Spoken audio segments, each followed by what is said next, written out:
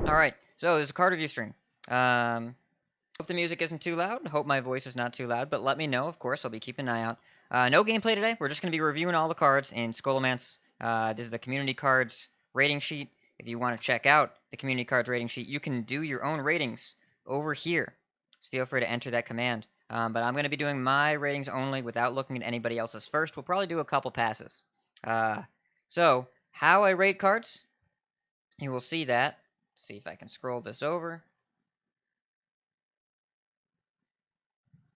So you kind of see the legend in the top left, and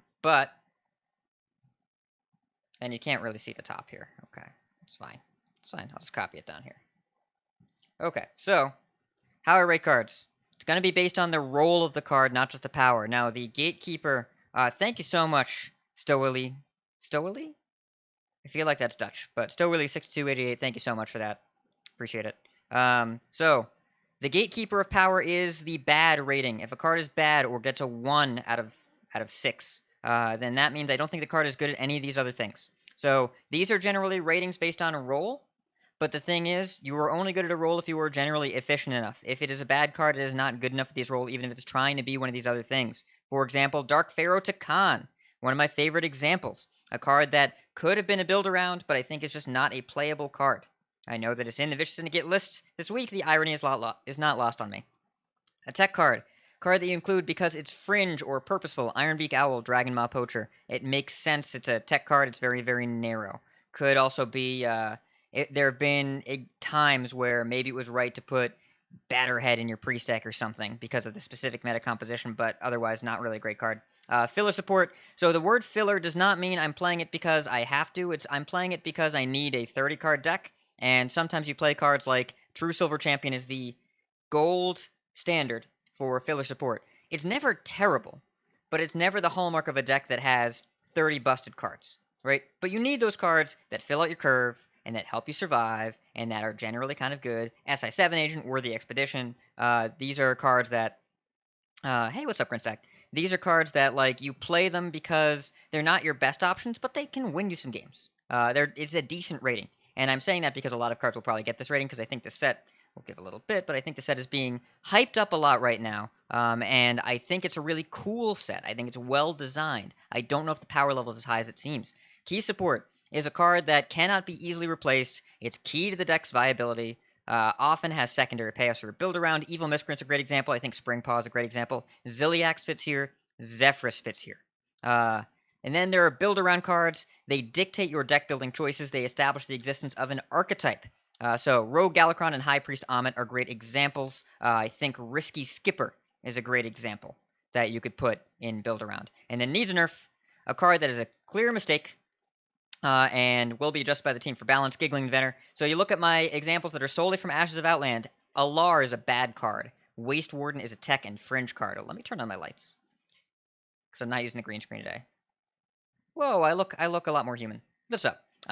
So we've got Alar, just a bad card. It's not a good card. You've got Waste Warden, which is tech and fringe. You see it played sometimes when you need to kill a bunch of 2/2s, or you see it played sometimes when you need to kill a bunch of Murlocs. That's pretty much it. You've got Frozen Shadow Weaver as a perfect example of a filler support card. It's better than tech, right? We're not just playing against Demon Hunter. It's kind of just good. What's up, Blister? Yes, we are live for a little bit to do a card review. So you've got Frozen Shadow Weaver, which is a great example of a card that, like, you just kind of play sometimes, and it's pretty good anytime you do. It's good for tempo. It's really great against weapons. It's pretty reasonable. Key support. You've got Soul Mirror. Hey, what's up, Ash? How's it going, friend? Yeah, I think this will be fun too, Doc. I'm really excited to talk about this set. And that is true, Casual R. They're not always DH. So Soul Mirror, you don't build a Soul Mirror deck. But if you're building a priest deck right now, you put Soul Mirror in it. It helps you survive, and it's a really powerful effect. But you can't really build around it or win with it. But you always include it, and it's hard to replace. If someone says, "How do I build priest without Soul Mirror?" you say, "You're going to make the deck a lot worse." But yo, Kel, thank you so much for that gift sub. Hats off to you. Welcome, and welcome Narfi Ref as the recipient. Kel, thank you so much. That's very kind. And then we have your Build-Arounds. Overgrowth, I think, is a great example of a card that we are straight up building around. Again, Risky Skipper is a great example right now. What's up, Sharif?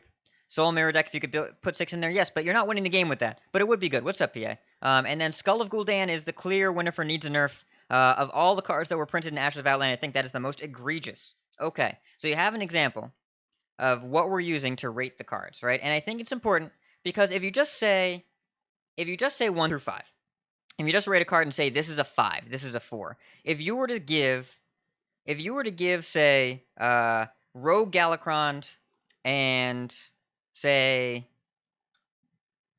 Springpaw. Rogue Galakron and Springpaw. Or what's something that's in standard? That's really, really powerful. Rogue Galakron and I don't know, Kane Sunfury. Right, you give them both a 5. They're different cards, right? And Kane Sunfury is not, you don't build a Kane deck, but you absolutely build a Rogue Galakron deck. But Kane goes in your Demon Hunter decks, and it's good, and it's key support. Doesn't mean that one card is more powerful than the other, but it does mean that the cards are different in their function, and I think that is vital, and we'll be using that when we talk about cards as we go through the ratings. You'll see what I mean. So, for example, Ace Hunter Kreen. So let's talk about Ace Hunter Kreen. It's a 3-mana 2/4. Not great stats for the cost. It is in Demon Hunter and Hunter. You'll notice on this rating spreadsheet, all the class cards are listed twice because they're different based on the context of the deck that you are playing them in. For example, the Priest and Warlock cards that care about how often your life total changes, they're really different if you can change your life total for cheaper, if your life total's going down, if it's going up, if you have damage enablers, if you have healing enablers. Very different applications, so we're rating them separately. But overall, what you have with Ace Hunter Kreen, 1 second. So Ace Hunter Kreen, it's a 2/4 that you want to play if you have a bunch of minions on board, and if you want to trade with them, and the trades would otherwise leave you behind, but they put you ahead because of Kreen. So this card, I think, is a great example of what they did with the design of this set. This is a powerful effect in a very specific scenario. If you were in a board battle, and you play Kreen, and you're trading a bunch, and your stuff would have died without Kreen, but lives with Kreen, that's awesome, right? If you're in a Zoo mirror or something, or like a Highlander Hunter mirror, and you trade your Fairy Dragon to their Evasive Worm or something, awesome, you get to keep your minion. Would we have made the trade anyways? I think usually yes, if you're making these value trades. Do you want to play a really aggressive deck that cares about trading a lot in the mid game? I'm not sure about that. This isn't good against secrets because only the character that's attacking is immune. People will be able to clear this on their turn, so you have to be making multiple trades to get the value of the card back. A 3-mana 2/4 is not a good body, and if you build your deck around this effect, and you don't draw it, what happens? Now, with that being said, if we end up in a board-centric meta, then I think that you will want this card, right? It really depends. I think it's probably better. I think it might be better in... It might be better in Hunter instead of Demon Hunter. Really depends how wide the board is going. Like, if we go really wide with Demon Hunter, like we kind of do, Eve, we have, and what's up, Eve? We have Umberwing and Satyr Overseer that we're playing right now. Now, there may be other cards that are played, and we'll make a second pass based on context. We're going to go through every card twice, because you got to go through twice, because we're evaluating on first blush without that. What's up? What's up, honey? How's it going out there in the living room? But the thing about Kreen, the thing that I notice about Kreen is that when I'm playing one of these green decks, I don't want to trade. Yeah, better in Hunter than Demon Hunter. Yeah, I think better in mid-range where you're trading already makes a lot of sense as opposed to in aggro. I think that's reasonable. In Demon Hunter, would I play this if it were legal today in the current Demon Hunter deck? I don't think so, because our opponent is doing the trading for us, and while I can get value out of this, by trading, but I didn't want that value. I wanted to go face. So unless I was trading anyways, this doesn't make me want to trade more. And since I want to play this in a deck that swarms the board and doesn't want to trade, like, I don't know. I think that this card looks really strong, but I think will actually end up falling out of a lot of lists. In Demon Hunter, I think I'm going to give it a filler support. Right? And that's, I'm hedging my bets a little bit, because I think there's an opportunity here where if you have a bunch of Satyr Overseer 2/2s, or your opponent plays a bunch of taunts, this is really good against taunts, right? Not that there are a ton of those in the meta right now, but McVonalds, thank you very much for the follow. Welcome. I think there are some opportunities. Yeah, depends on the matchups, if they're forcing trades, etc. I think that I'm landing on filler support. It could be a fringe card. It could be a tech card. It depends how meta-dependent I think it is. Right, and I actually gave, like, Maiev Shadowsong. I gave Maiev Shadowsong a filler support, which I think is about the same, and I still think Maiev is a filler support card. It just hasn't found a home yet because the effect isn't particularly relevant. Yeah, I mean, if you're summoning a bunch of 1/1s, PA, are you really gonna pair it with Kreen to make that better? If you're summoning a bunch of tokens, your deck is built for them to die, especially with Rascale Naga, and I don't need them to the cost of a 3-mana 2/4 to make 3 1/1s not die is not worth it to me. And I'm not ever going to plan on a card like this sticking, because if your plan involves a card sticking, then it seems unrealistic.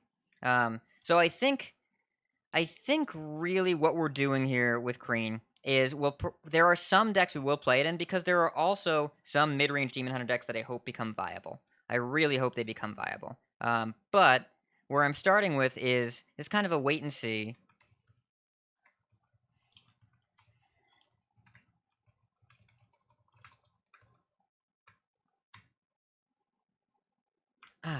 That's a 2. Schwal is right. You'll hear me say that a bunch of times. That's a 2. Because I'm looking for a reason to put this in, not looking for a reason to take this out. If I'm looking for a reason to take it out of my deck, like, I'm looking for something better to take it out for, that's a filler support. If I'm looking for a reason to play this, that's a 2. That's a fringe. Because I'm playing this only if I'm a Demon Hunter deck that really wants to trade a lot, and I'm bad at trading. And that means if I'm bad at trading, then playing this card only makes me good at trading when I draw my cheap legendary, and I don't want to depend on that. Okay. Sociologist Militia. Is this a build around or a trap? Right? Those are your options, because you're either... What's up, Nerfy Ref? Makes you immune if you're attacking with weapon? Yeah, I don't envision a Demon Hunter that really cares a lot about preserving life total if it's attacking with weapons, but maybe the mid-range list needs it more. Maybe that's what we need. What's up, Dusharmo? If the mid-range Demon Hunter build needs it more, then maybe that's worth it. But okay. So the thing about this card, the rating build around. If I am putting this in a deck, I want every soul fragment card I can find. Right? So that means this card is trying to be a build around. If I am playing this deck, if I am playing this card, I am building around it. There is no way you ever put this card in your deck and with one other soul fragment weapon or card or whatever, and then say, okay, we're done. It's never supporting something else. Soul fragments support this. This is the soul fragment payoff. Or at least it's trying to be. 7 mana for a 5/5 and a bunch of 3/3s.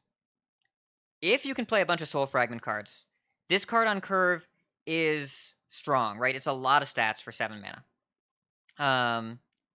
7 mana Zixor Prime, kinda. Like, you can make, in a perfect world, if you're playing the soul fragment curve, it's a 7 mana 5/5 that... Oh yeah, feel free to throw out ideas, Eve. The best part of this is our discussion, is all of us discussing this together. So if you hit a bunch of 3/3s, it's not awful. The question is, if we have the Soul Fragment deck, let's look real close at the Soul Fragment deck, okay? So, we have 2 mana deal 3. Going alright, Dusharma, going alright. We have 2 mana deal 3. We have 3 mana Duskbreaker. Duskbreaker is insane, by the way. This card's really, really good. I'm not sure if we can play it, but that's the best one.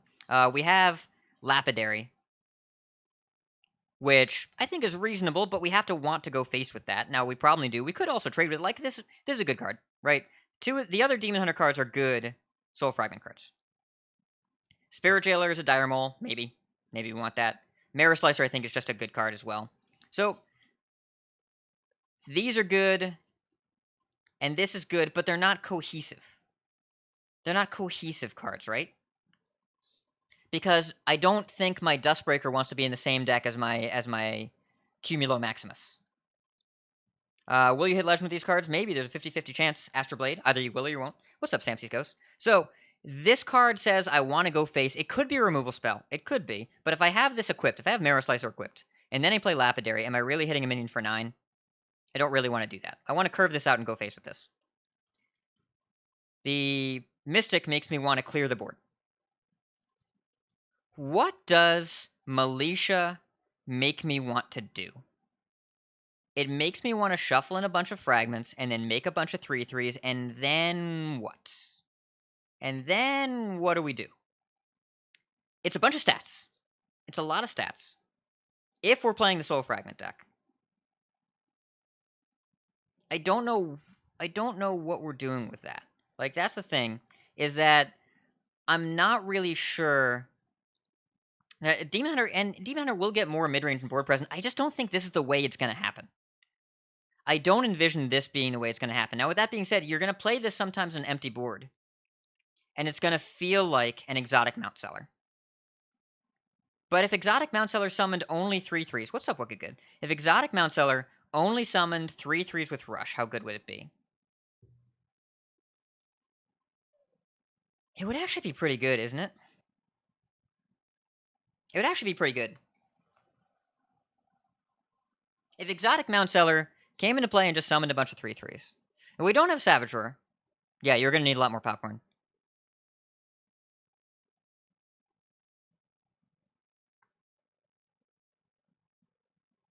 That would be pretty good. Yo, Sam, thank you so much. Thank you so much for that subscription. Hats off to you. Welcome. Welcome. Glad to have you.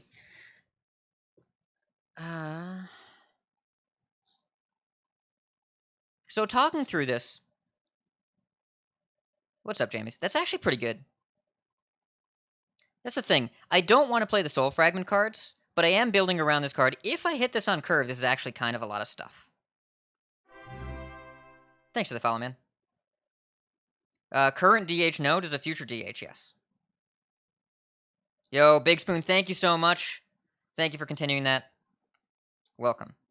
So, okay. If I think that this card is going to see play, and we are going to build around it, we are rating it a build around. That is what that means. Now, does this mean this card is more powerful than a key support card? No. But if it's not terrible, if we would consider building it, it is a build around. If we're considering building it, this is the build around. Will it be worth building that? I don't know.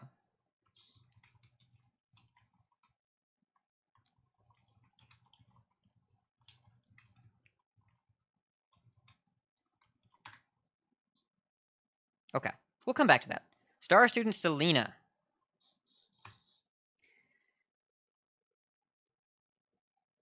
It's possible that we build without this card. If we are the Soul Fragment deck, I think that the payoff is actually worth it. I think the payoff is actually worth it. Now, it doesn't mean you have to be the Soul Fragment deck.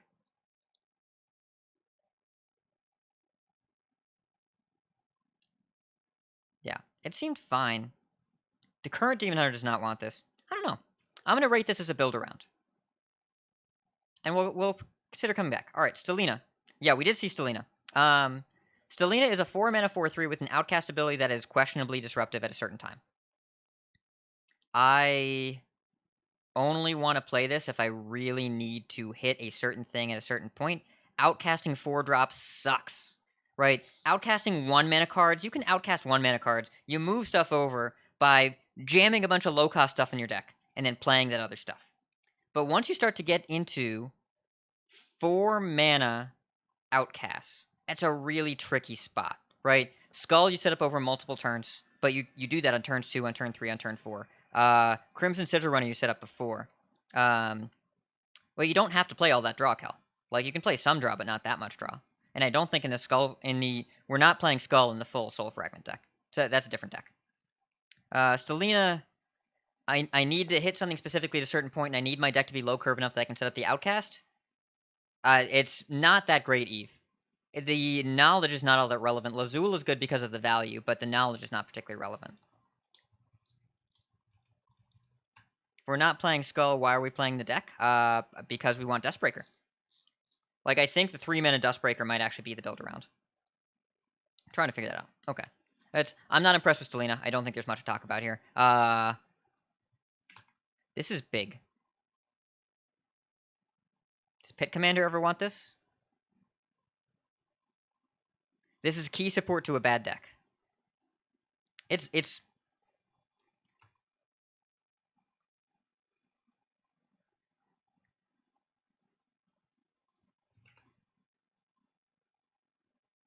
I mean, this card is not unplayable.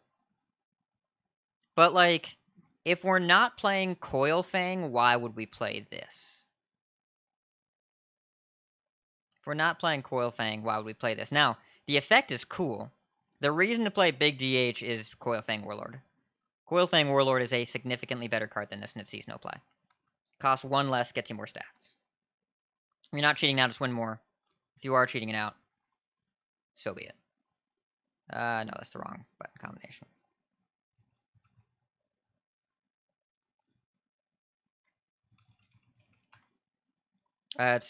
I mean, I can't cheat any demon right now, because what demon am I cheating? Like, am I playing Fell Summoner? I don't think so. I mean, we're cheating now, we're getting a 10-10, but like, whatever. Okay, so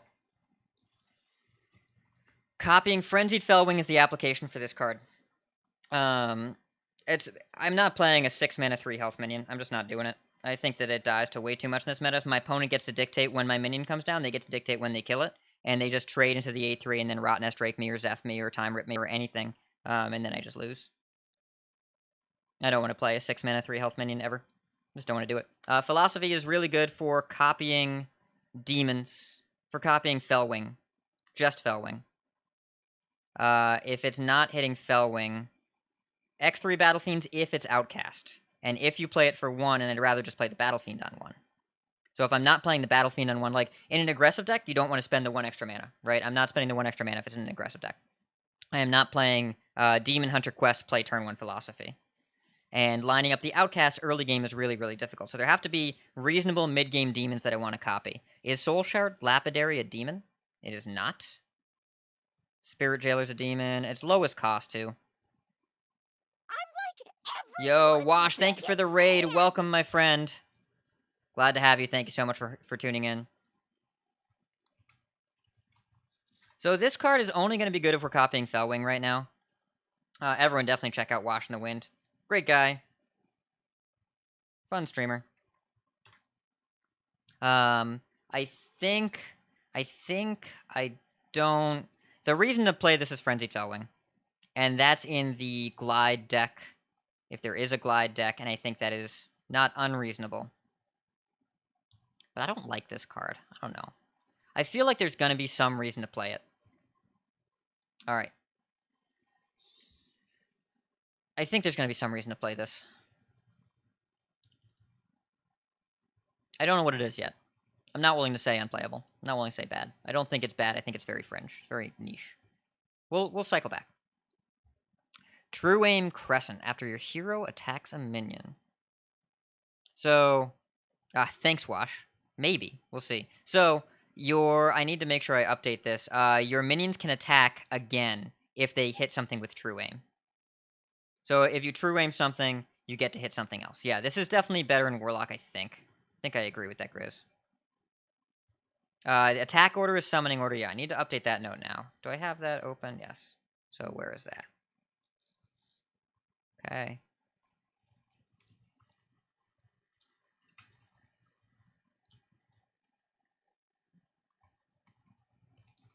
So you get to do... where am I? So attack order is summoning order, and minions do get to attack normally. Philosophy to copy Scrap Imp, I don't know about that. Maybe, if we can, but that just makes a high roll deck high rollier, and I don't need a card that makes my Keleseth better. I would play this if it had other hits, but I don't need a card to make my Keleseth better. Maybe we just play Demon Zoo? I don't know. I'm not sold on it. I'm really not. I think if we already have Scrap Imp, we shouldn't be going out of our way to force that to be better, because it's already such a high roll. True Aim Crescent, 1 mana for 4 attacks. It's going alright, Neji. Yeah, the dock is pretty cool, right? I was able to spruce it up a little bit. True Aim Crescent, 1 mana for a 1/4 weapon. I mean, Light's Justice by itself is not that great, but also you get to kind of pile on with removal. So if we want to do some board trades and we have minions that we're happy about trading, like, this is kind of nice with a Spirit Jailer or something. Now, this is Demon Hunter and Hunter. Moarg Artificer, and there's Vile Fiend, the 2-mana 2/2. That has lifesteal. Philosophy, I see what you did there, Contractor. I think True Aim is okay. But also, it's all of your minions. I think there are times you actually won't want to hit minion. Yeah, Frenzied Fellwing. Frenzied Fellwing is the answer. That's the card. True Aim is good with Kreen unless the Kreen is going to die, but sure. But Kreen has to be the most recently played one. But also you have to draw Kreen and a True Aim and have a bunch of other minions. That's a Magical Christmas Land scenario. I think this card is worse than it looks. Xavius. Oh, Xavius is indeed a neutral demon. Illidan got his makeover.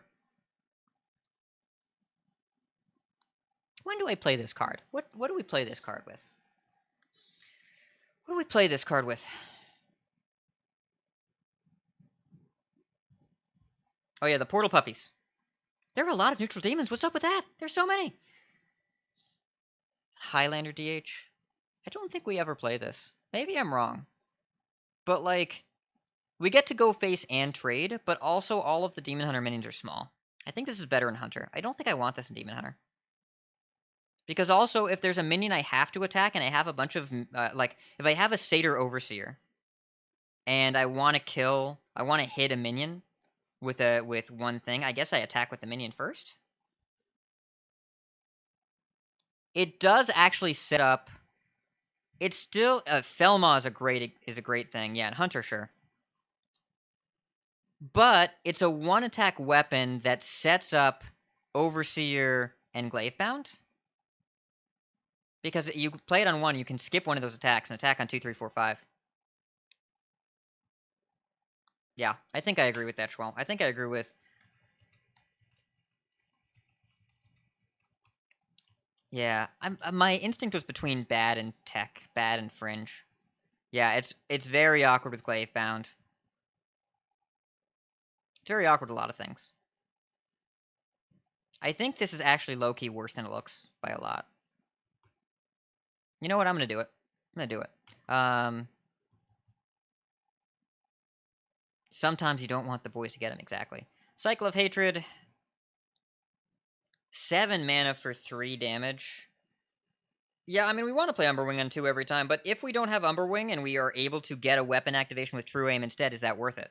Right? Is this the thing we're going to do? Because if we play True Aim and Umberwing and we don't draw Umberwing, but we still activate Satyr, then sure. Attack order is, yeah, it's by the order in which you played the minions. So whatever minion you played first attacks first, whatever minion you played last attacks last.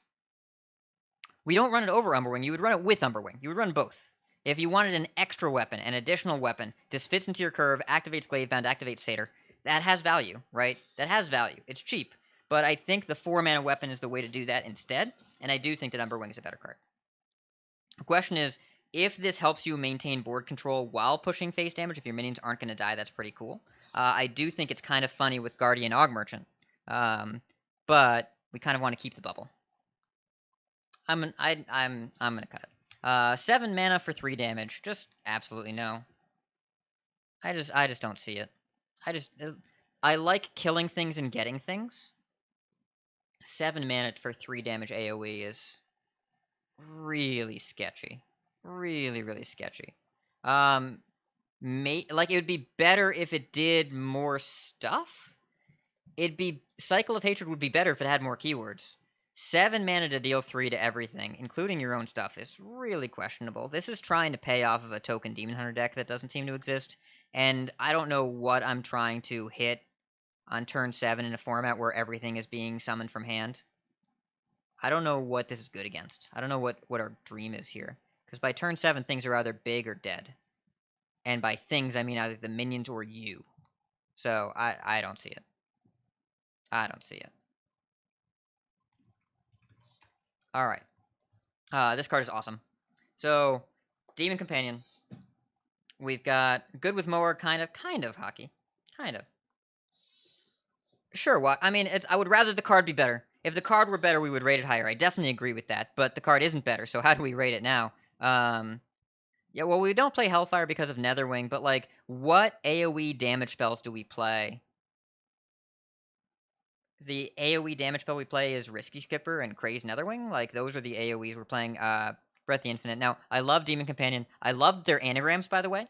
It's Kolek, which is a 1/2 with +1 attack to all your other minions, a 2/1 charge, and a 2/2 taunt. Now, the minions are worse, but 1 mana is not very much mana. And I think we're playing an aggressive Demon Hunter deck. I don't see why we wouldn't play it.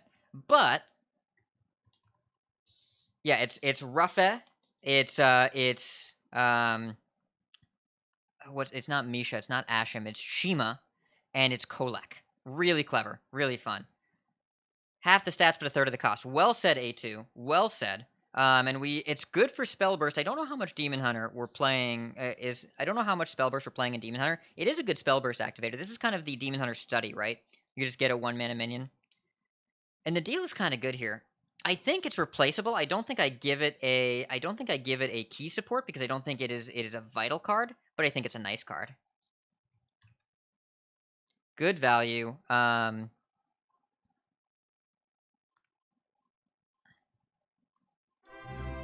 Yo, Michael Schofield, thank you for the follow. Welcome.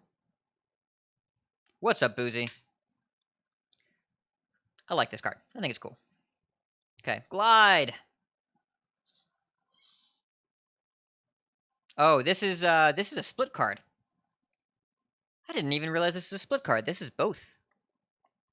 I think Demon Hunter likes it more. Doesn't scale down the impact. Yeah, I think that's fair, but it's like a 2-1 versus a 4-2. I think it's a good card in both, and I don't think it is deck defining in either. So that's why I'm giving it a filler support. Yeah, it's a good 1-drop. It's a good 1-drop.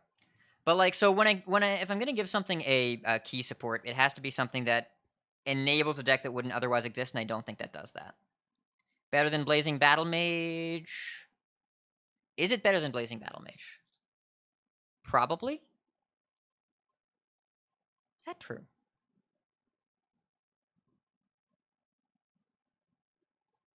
Yeah, it's probably better than Blazing Battle Mage.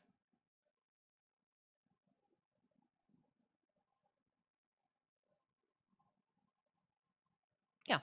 Am I ever giving this a key support? I don't think so. I don't think it's a key support card. I think it's just good stats. Yeah.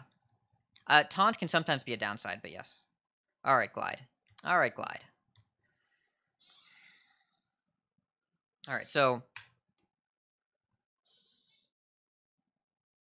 here's the thing about Glide.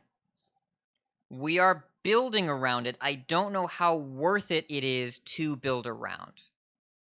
But we are building around it. If we're playing it, we're building around it. This is a card that dictates how your deck looks. It has to make your deck super low curve. It is a bad anti-combo card.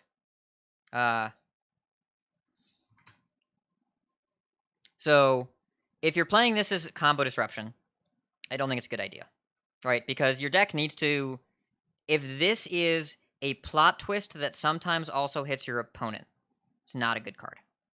Right? If you're disrupting combo like this, if you want to disrupt combo, hit them in the face. With Voracious Reader, I'm not sure about this card. But you are only playing this card if your deck consistently empties its hand, or just has a high density of card draw spells and just a lot of low-cost stuff, and you want to keep churning through the deck. So I think that means we are building around it by definition, and I think it is worth doing that. How good will that deck be? I don't know. How good will Glide be in that deck? Very good. Because we're not playing Star Student in that deck. If we're playing Glide, the high end of that curve is Glide. Yeah. And the weapon may be Kane Sunfury, probably. But I think that we're just playing 2 Glides and Kane and maybe Marrow Slicer. And we want the curve to be super duper low. We consider running Skull, but I think we just play Voracious Reader instead, because that costs 2 and not 6. And we just keep that curve as low as possible. So, yeah, just hit him. So, like, if you need Glide for disruption, the Glide deck is already fairly aggressive. It should be good against combo anyway, so I think the Outcast is going to be a feel bad for control. And I think that an aggressive deck, a highly aggressive deck, having a card that could be decent against control, not a bad thing. So,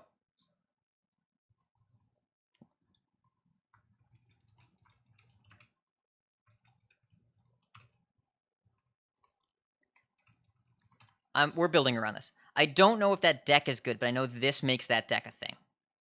Mage Hunter, this card is like, at best, a tech card. At absolute best, a tech card.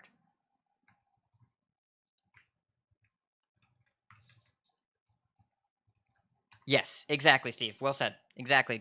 I firmly agree. Imagine if Hakar was still a thing in Standard. I don't really want to, but we could. Glad would be fun. Yeah, could be. We would hit our own bloods.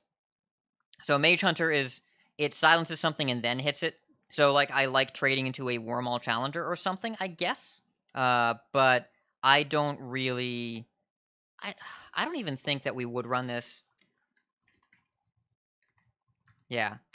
Let's just run Consume Magic. Like, it's good against Edwin, but let's just run Consume Magic. Let's just run Consume Magic.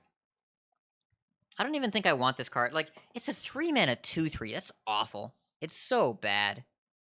Like, we just have to play it. It's not a good threat. And it's not a good answer. I don't want to play it. I don't want to play it. What's up, BR? What's up? Thanks for tuning in, buddy. All right. I mean, we have so many ways to silence those things, though. And if we're a Demon Hunter, I don't think we care that much about that because we silence them by killing them with our face. The more Mafia definition of silence. They can't have their effects if they're dead. So we hit them, and then the thing goes away. Like, Glavebound Adept is a very powerful silence. Top of the leaderboards. Thank you so much, A2. Thank you, friend. Appreciate the support. Yeah, Consume Magic is just a better card. We don't need to play Mage Hunter. Yeah, it sounds good to silence, and, like, it's cool. I love the effect. But I don't want to play it. I want to play this card.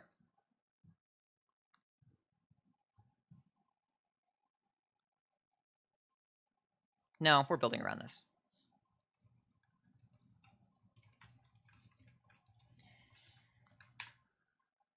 The thing about this card is that the deck probably doesn't have enough, but if we're building the deck, we're doing it to do this because this cost for this effect is insane. 3 mana for this effect is crazy good. And so if we're consistently hitting it, this is why we're doing it. And it's not a win condition, but it's a build around. And it's an important distinction. We're building around Soul Fragments. If it doesn't exist now, when will it exist? When Demon Hunter gets good control and mid-range tools. This is a card that Demon Hunter will use to slow the game down. And we need cards that are either better at doing that to support this, or better payoffs for slowing the game down. And I think that we're actually pretty close. Again, this is the dream of the Coilfang Warlord deck has Shower Shatter Mystic in it. If we are Coilfanging, we have Mystic. I don't even know if that we play Militia in every Demon Hunter Soul Fragment deck, even though I think that we are building around it if we do. But this is a different kind of build around. It's a different kind of build around. And I don't know if Control DH wins. Right? I don't know what we're doing with that. But if we do, it's because of this card. So I'm not going to say that this card... I'm not sure if we play Sociologist and all Fragment decks either, but I think that card is either going to be... So, the thing about Sociologist, it's either a build around or a bad card. It is either worth building around or it isn't. Shard Shatter Mystic could be a key support card to a different kind of archetype. It could be that this effect is not worth the only reason being Soul Fragment deck, but there might be something else going on. This could be a key support card. It's a little bit more flexible because we are not... It doesn't scale the same way. We just need it to be active. And if it is active, this is a crazy cost of this effect. I'm building around this early on, and I think that's worth doing. Now, that also means, by definition, Soul Shear is a key support card. You can't play the Soul Fragment deck without this. I don't know if the Soul Fragment deck is good, but I'm giving it a try. Instead of saying this entire mechanic is a trap, I think that this is the key support card that makes that happen. We actually don't even... We might not necessarily even play this, though. Maybe Spirit Jailer is the answer. Maybe Spirit Jailer. Oh, thank you, Samsees Ghost. I appreciate the support. Glad to have you. Maybe we don't need to play Soul Shear. Evaluating separately. Yeah, we're doing separate. We're not running Soul Shear if we're not currently running I-Beam. Demon Hunter decks right now... What's up, Andrew? Demon Hunter decks right now don't run I-Beam. And I-Beam is a better card than this. I feel extremely confident saying I-Beam is a better card than this. So if I-Beam is a better card than this, we would run this specifically for Soul Fragment activation. And that means I'm not sure that we need the effect. And if we don't need the effect, and we're only doing it for Soul Fragments, then I don't think that's worth it.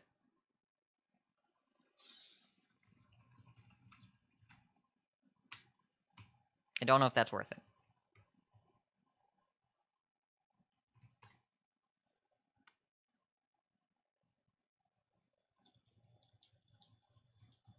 Warlock would like this, I think. Warlock likes this more. Demon Hunter has enough ways to kill things early. I don't think I know if we run this Demon Hunter. Blood Herald is one of the worst cards in the set.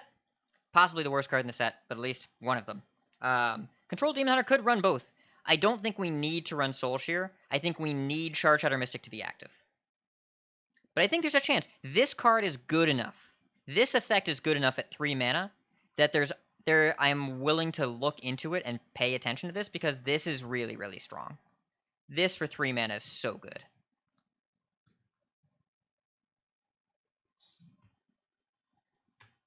Somebody tell me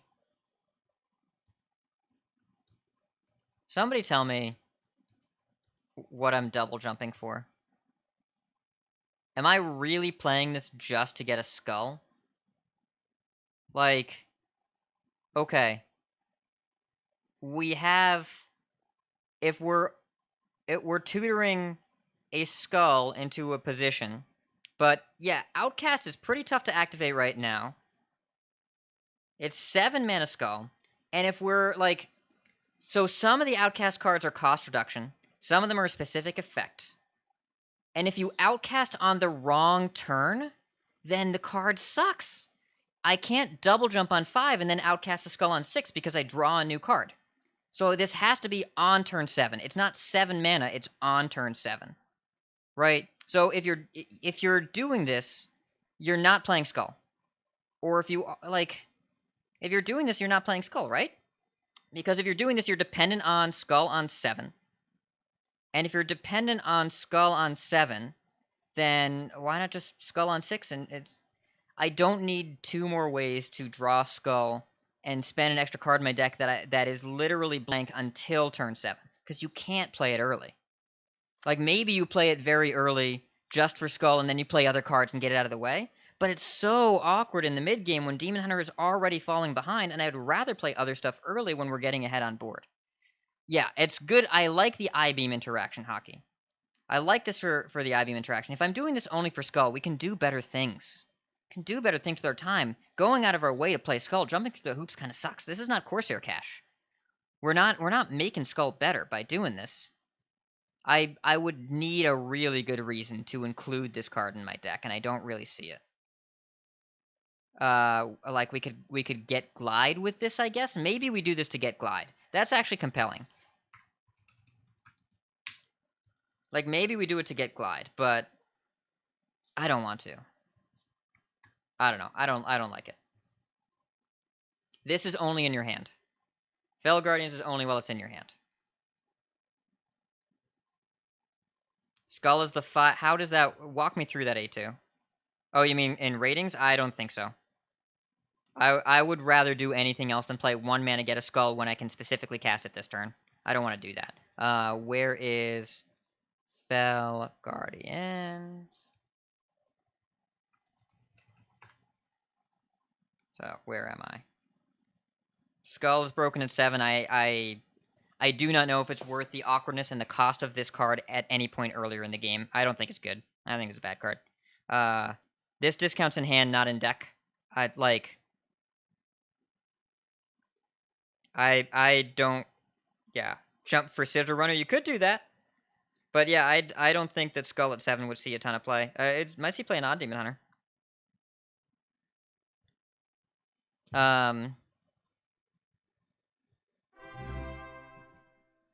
Yo, thank you for the follow. Is that Ian 006? So...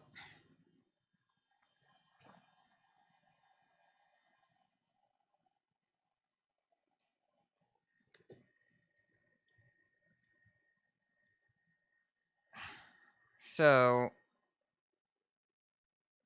Ian, cool, I got it. Fel Guardians... Okay.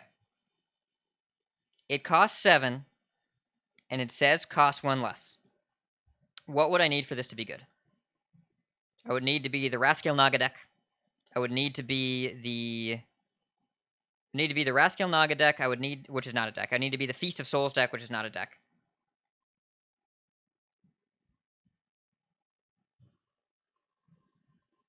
No. Just no. Just no. I'm moving on. It says only friendly minions. Just no. Just absolutely not. Just no. Marrow Slicer, Love this card. Think it's really great. If you're playing a Soul Fragment deck, you're always playing this, and we would, if this was in Standard right now, it would be in Demon Hunter, and Demon Hunter would be better because of it. If it was a 4-mana 4/2 weapon that was blank, if you took your thumb and put it over the card text, it's just a 4-mana 4/2 blank weapon. Demon Hunter would play it. It would probably be better in current Standard Demon Hunter without the Soul Fragment text as a blank card, because then it couldn't brick your skull. Because if you skull into Soul Fragments, the card that you draw as a replacement does not get discounted. But I would just play this as a 4-mana 4/2 weapon. Like, as a textless 4-mana 4/2 weapon in Demon Hunter. It's a word.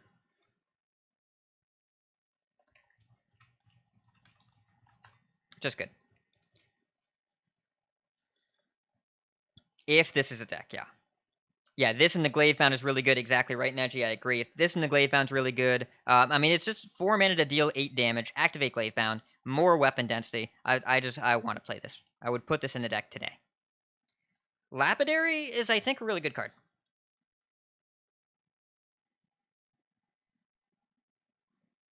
So, okay. 5 mana 5/5 attack for 5. 5 mana 5/5 trade. Good. 5 mana 5/5 face. Good. This is strong, right? This is a strong card. This is a strong card. I don't think we're building around this the way that we're building around Shard Shatter. But like, if you go Slicer into Lapidary, that is 9. Attack you for 9. How do you lose? They go Moarg Nether Breath, Neji. That's how you lose. That is how you lose that game. How do I not have that soundboard set up? I have no idea. I think I would really just do Slicer into Lapidary into Hero Power Glavebound Adept into Kill You. I don't need the soul. Yeah, it's like, I like the curve, but you don't even need Sociologist, right? That's the thing about Sociologist. I think this is good if you get the hit, but you don't need to build that much. Yeah, the failure rate of the shard cards I think is relevant. But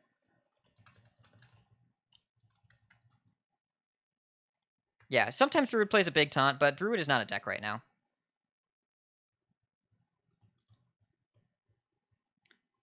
Spirit Jailer, I mean, I eat rocks. Thank you for joining. I have a good dentist I can recommend. Can recommend a good dentist. So, okay.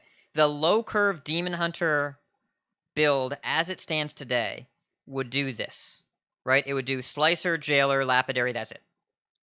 It would be these 3. You're above a 2 average? Wow. That is a big deal for you. So, if I'm building the Soul Fragment Tempo Aggressive Demon Hunter deck today, I put these 3 in my deck. 2 copies of each, and that is it. Because this is, I think, a better card with no deck. Don't think it would play Jailer? You think just Slicer?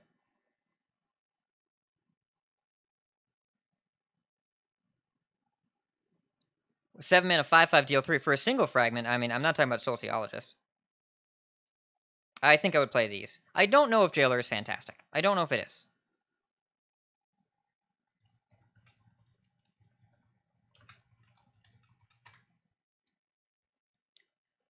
I would play these 3. I would play 2 copies of each of these 3. I don't think this card is fantastic. I don't think it's all that great. But I think you have to play it if you're playing this, and I think it's worth including. I think it's worth including. But I'm going to say this is closer to the filler side. Devoted Maniac, that is an excellent comparison. I wonder if it's closer to the Shield of Galakrond, but yeah. We have to play Jailer, and I do think I think there is some yeah. Is it worth a turn on Lapidary? And I think it is. I think it is.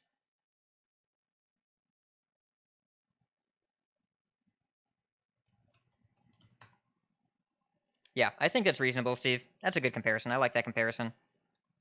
And Soul Shear Soul Shear is I don't like Soul Shear very much in Demon Hunter. You know what? I'm gonna lower this. You know what? I don't want to play this. I don't want to play this in Demon Hunter. I don't want to play this card in Demon Hunter. Okay. Outcasting 4 sucks. Like, it's a bunch of stuff. I guess. I don't know. I don't know why we would play this. Do we need to play this deck? We don't need to. But, so the purpose of the rating is not to say, is this deck worth building? It's how does this card impact that deck? What role does this have? I think the role these have in that deck is worth it. But Marrow Slicer has a broader application. Shard Shatter Mystic is a card that we build around. It actually has a narrower application. I think Marrow Slicer is probably a better card than Lapidary or Shard Shatter Mystic, but Shard Shatter Mystic might make a deck better in a way that Marrow Slicer really doesn't. Yeah, alright.